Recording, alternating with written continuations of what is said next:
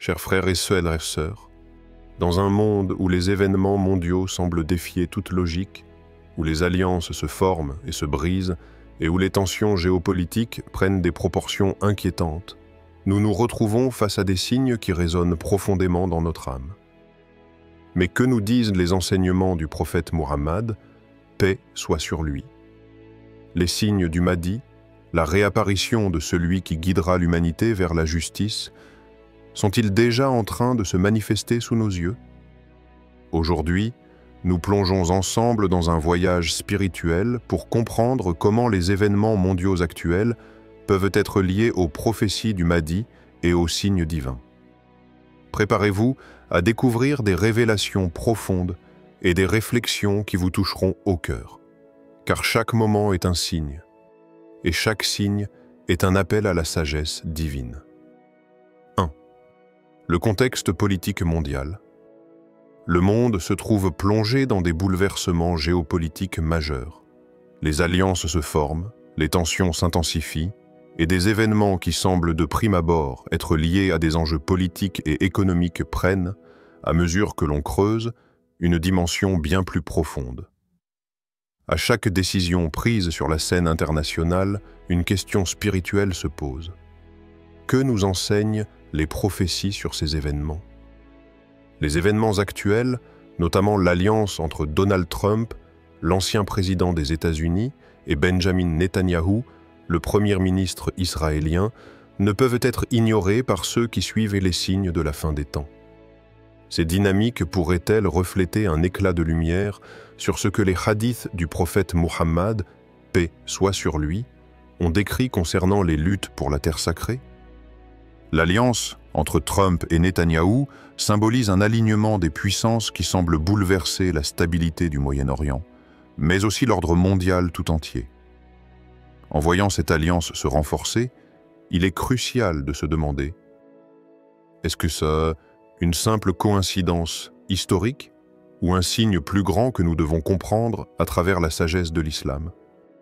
Que pouvons-nous apprendre des enseignements spirituels qui nous guideront à travers ces signes? Le prophète Muhammad, paix soit sur lui, a averti ses compagnons dans un hadith puissant que les événements de la fin des temps ne surviendront pas sans que des luttes violentes aient lieu pour le contrôle de la terre sacrée, c'est-à-dire la terre sainte qui inclut Jérusalem. Il a dit: « La fin des temps ne viendra pas avant que les gens ne se battent pour le contrôle de la terre sacrée. » Sahih Muslim. Cela soulève une question fondamentale. L'alliance actuelle entre les leaders politiques de l'Occident et de l'État d'Israël pourrait-elle être un reflet de ce hadith? Dans l'histoire islamique, Jérusalem a toujours été perçue comme un centre spirituel, un lieu de prière et de paix. Mais à travers les siècles, elle a aussi été le point de nombreuses luttes et tensions, à la fois entre les croyants et ceux qui cherchaient à contrôler ces lieux saints. L'alignement des puissances contemporaines, tel que celui observé dans l'entente entre Trump et Netanyahou, n'est-il pas, sous certains aspects, l'écho de ces luttes anciennes? Alors que le monde devient de plus en plus polarisé, certains interprètes des prophéties islamiques voient dans ces événements une préfiguration des batailles prophétisées. Mais que dit l'islam sur la manière dont nous, en tant que croyants, devons réagir face à ces signes? La réponse à cette question pourrait résider dans la manière dont nous abordons ces bouleversements, non seulement sur le plan politique, mais aussi sur le plan spirituel. Face à ces événements, il est essentiel de se rappeler que l'islam nous appelle à observer attentivement les signes de la fin des temps. Dans le même temps, il nous enseigne à être vigilants, mais aussi à rester enracinés dans la foi. Le prophète Muhammad, paix soit sur lui, nous a également exhortés à toujours chercher la paix et à ne pas céder à la violence, même dans les moments les plus sombres. Chaque bouleversement mondial, qu'il soit géopolitique, économique ou social, doit être vu à travers le prisme de la spiritualité, et non seulement comme un événement historique ou politique. Il est donc crucial pour nous en tant que musulmans d'examiner ces événements avec une vision qui dépasse la surface des affaires humaines est d'essayer de comprendre comment ces luttes pour le contrôle de la terre sacrée résonnent avec les signes de la fin des temps. C'est un appel à la vigilance spirituelle, à la réflexion profonde sur les paroles du prophète et à la recherche de la guidance divine à travers les épreuves. L'alliance entre Trump et Netanyahou est une réalité qui, bien qu'elle soit fondée sur des intérêts politiques contemporains, pourrait également être une manifestation de force spirituelle plus profonde que nous devons apprendre à reconnaître. En tenant compte de cette perspective, nous devons rester sages et garder une foi inébranlable dans les enseignements de l'islam, en attendant l'accomplissement des prophéties qui, selon les hadiths, finiront par se réaliser. 2. Les signes du Mahdi. Les signes de la réapparition du Mahdi, celui qui viendra restaurer la justice et l'équilibre dans un monde plongé dans le chaos, ont été minutieusement décrits dans les hadiths du prophète Mohammed. Paix soit sur lui. Ces signes sont variés et concernent tant dans des événements terrestres que célestes. Mais dans quelle mesure ces signes se manifestent-ils dans notre époque, où les bouleversements géopolitiques semblent se multiplier? Les transformations que nous observons aujourd'hui peuvent-elles être des indices de l'apparition imminente du Mahdi? À travers l'histoire, les croyants ont scruté les événements mondiaux, cherchant des indices sur l'accomplissement des prophéties. Certains signes sont clairs, d'autres plus subtils. Pourtant, en tant que musulmans, nous sommes appelés à rester vigilants, à comprendre et à interpréter ces signes à la lumière des enseignements du prophète. Paix soit sur lui. Comment alors les événements actuels peuvent-ils s'inscrire dans cette quête spirituelle et prophétique? Et surtout, comment ces signes se rapportent-ils aux transformations que nous vivons aujourd'hui? Le prophète Mohammed, paix soit sur lui, a transmis de nombreux hadiths, dont l'un d'eux se distingue particulièrement. Lorsque vous verrez des terres arides devenir verdoyantes, attendez-vous à l'apparition du Mahdi. Sunan Ibn Majah. Ce hadith est souvent interprété comme une métaphore puissante de la transformation mondiale qui accompagnera la réapparition du Mahdi. Dans ce contexte, l'image des terres arides devenant verdoyantes symbolise le renouveau, la prospérité et la paix qui suivront le chaos et la corruption. Au-delà de l'aspect naturel, ces terres arides pourraient aussi symboliser des sociétés qui, en apparence, sont moralement et spirituellement sèches, déconnectées de la foi et de la sagesse divine. Le Mahdi, selon les enseignements islamiques, interviendra pour ramener l'humanité à un état de justice et d'équilibre. Le contraste entre le sec et le vert, entre la terre stérile et la terre fertile, est un symbole clair du changement radical que sa réapparition apportera. Alors, à la lumière de cette vision, comment interpréter les événements géopolitiques d'aujourd'hui? Est-ce que les tensions actuelles et les changements politiques dans le monde entier pourraient être perçus comme des éléments précurseurs de cette transformation divine? Les signes du Mahdi ne se limitent pas seulement à des métaphores agricoles. Les hadiths parlent également de guerre, de conflits et de bouleversements dans le monde entier. Ils mentionnent également des événements particuliers qui affecteront la région du Moyen-Orient et plus particulièrement les terres de la péninsule arabique. Mais tout cela ne doit pas être pris uniquement sur le plan matériel. Les signes du Mahdi nous poussent à réfléchir sur la condition spirituelle de l'humanité, sur le degré de corruption dans nos sociétés et sur la manière dont nous, en tant que croyants, devons nous préparer à cet avenir incertain. Le monde aujourd'hui semble être dans une phase de transformation rapide. Nous vivons une époque où la technologie, l'économie et les systèmes politiques sont en perpétuelle évolution. À côté de ces changements externes, il existe un changement spirituel profond en cours. Le retour du Mahdi ne serait pas simplement une victoire militaire ou une réforme politique. Il s'agit d'une révolution spirituelle et morale, un retour aux principes fondamentaux de la foi islamique. Lorsque les terres arides deviendront verdoyantes, ce sera un signe non seulement de prospérité physique, mais aussi de renouveau moral et spirituel. Les transformations géopolitiques actuelles, telles que les luttes pour le pouvoir, les conflits en cours dans le monde arabe et les divisions qui marquent notre époque, pourraient bien être les prémices de ce changement. Le Mahdi viendra dans une époque de grande confusion, et il apportera avec lui un message d'unité, de justice et de foi. Les signes, bien que parfois difficilement perceptibles, sont là. Chaque événement qui bouleverse le statu quo peut être vu comme une étape vers cette réémergence spirituelle. Une autre tradition prophétique évoque le fait que le Mahdi apparaîtra dans un contexte où l'injustice et la tyrannie régneront, et où la corruption de la société aura atteint son apogée. Dans ce contexte, son apparition marquera une restauration de la justice.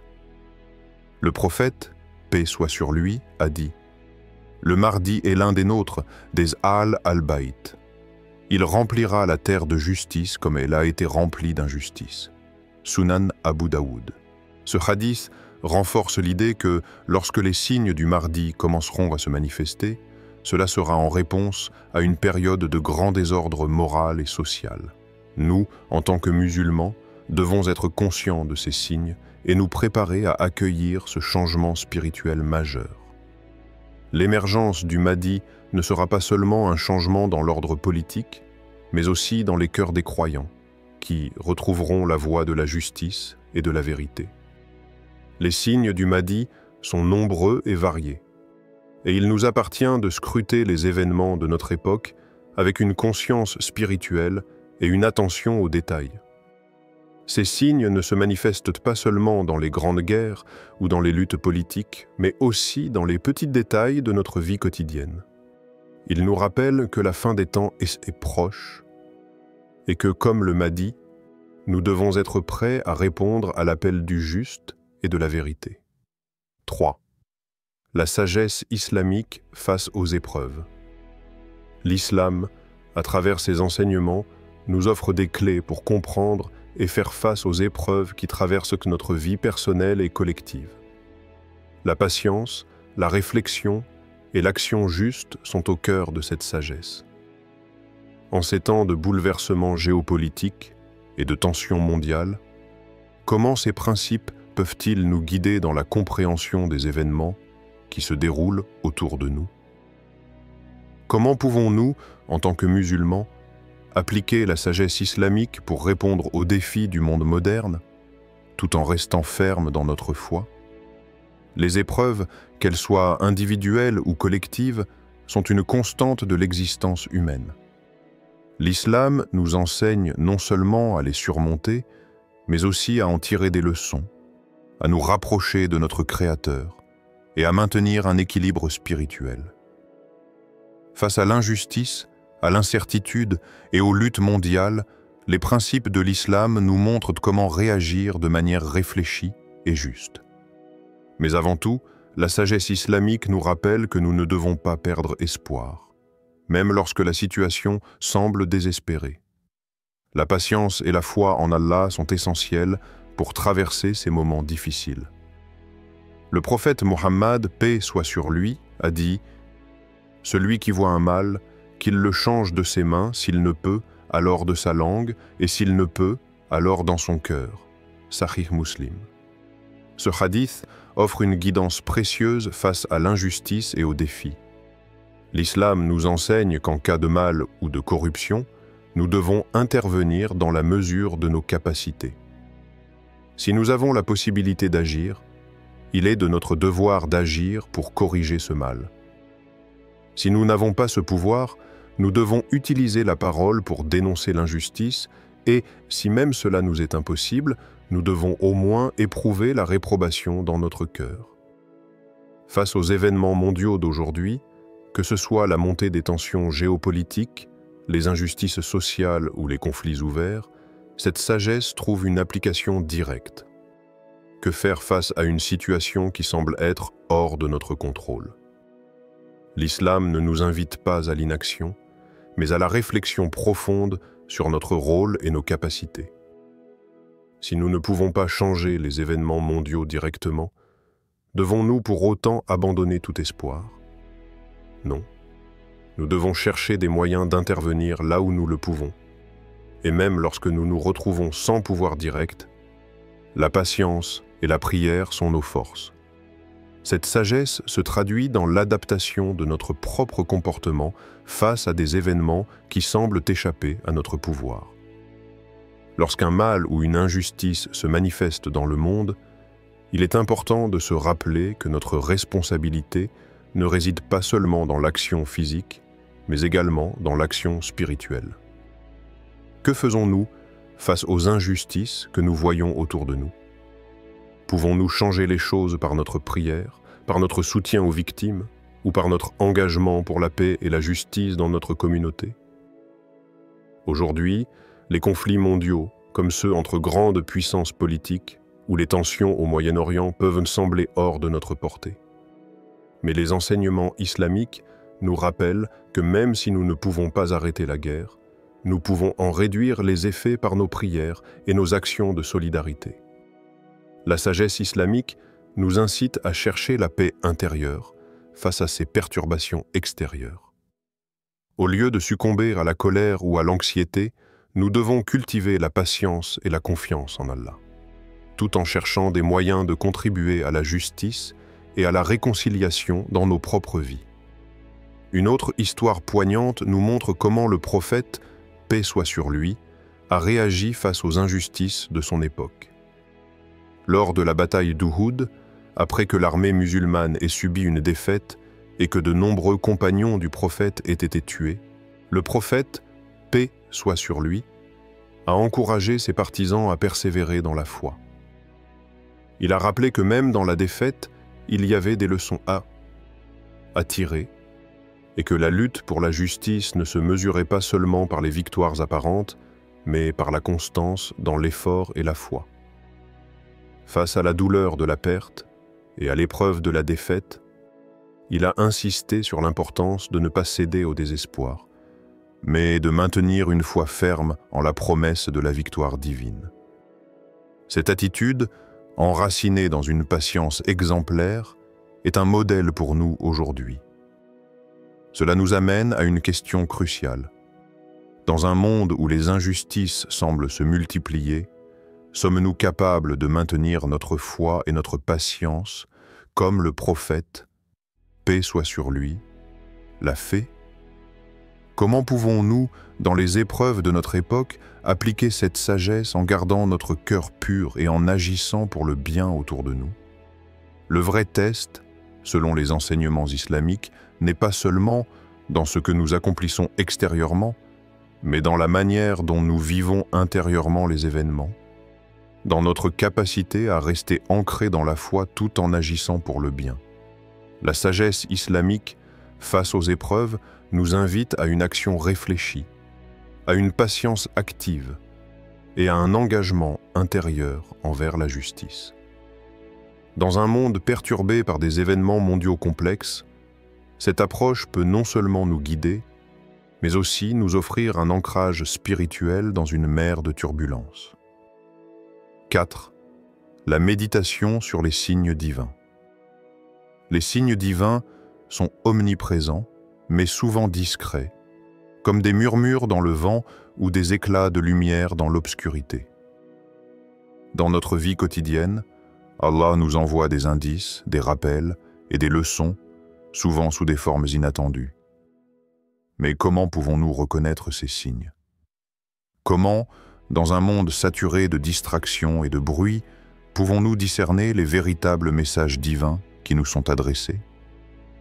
La méditation sur les signes de Dieu, qu'ils soient grands ou petits, visibles ou cachés, est une pratique profonde qui nous permet de nous connecter à notre Créateur.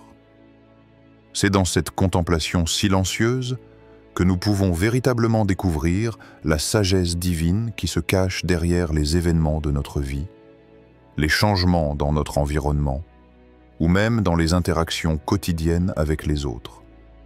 Pourtant, reconnaître ces signes nécessite une attention particulière et une ouverture du cœur. Il ne s'agit pas seulement de voir ce qui se passe autour de nous, mais de comprendre le sens profond de chaque moment, chaque expérience et chaque événement. Le prophète Mohammed, paix soit sur lui, a dit « Cherchez la connaissance même si elle est stanchine » Sunan Ibn Majah. Ce hadith est un appel à ne jamais cesser de chercher la vérité et la compréhension. Cela ne s'applique pas uniquement à la quête de savoir matériel ou scientifique, mais aussi à la recherche de la compréhension spirituelle, des signes divins dans notre monde.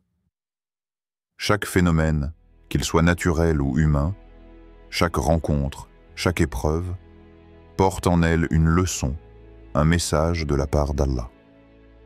Le prophète, paix soit sur lui, nous incite à ne pas limiter notre quête de connaissance à ce qui nous est familier, mais à chercher constamment à ouvrir notre cœur à la sagesse divine, peu importe où elle se trouve. Ainsi, lorsqu'un événement majeur survient dans le monde, qu'il soit de nature politique, sociale ou même personnelle, nous devons nous arrêter et réfléchir. Qu'est-ce que cet événement essaie de nous enseigner? Quelle leçon Allah nous envoie à travers cet incident? Il est facile de se laisser emporter par les vagues du monde matériel, de se concentrer uniquement sur ce qui est visible à nos yeux. Cependant, la véritable sagesse réside dans la capacité à voir au-delà de l'apparence et à comprendre la volonté divine cachée derrière les événements. Comment abordons-nous les événements de notre vie? Lorsque nous faisons face à des défis ou que nous voyons des signes dans le monde qui semblent pointer vers des changements majeurs, comment réagissons-nous? Cherchons-nous à comprendre le message derrière ces signes? Le prophète, paix soit sur lui, nous enseigne que la quête de connaissance n'est pas seulement académique, mais aussi spirituelle. L'un des plus grands signes divins réside dans la patience et la sagesse avec lesquelles nous abordons les épreuves, les injustices ou même les moments de paix.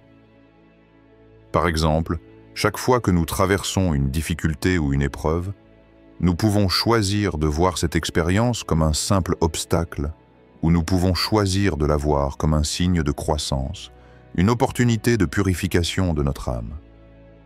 Ces moments de lutte peuvent être vus comme des tests envoyés par Allah pour renforcer notre foi, purifier notre cœur et nous rapprocher de lui.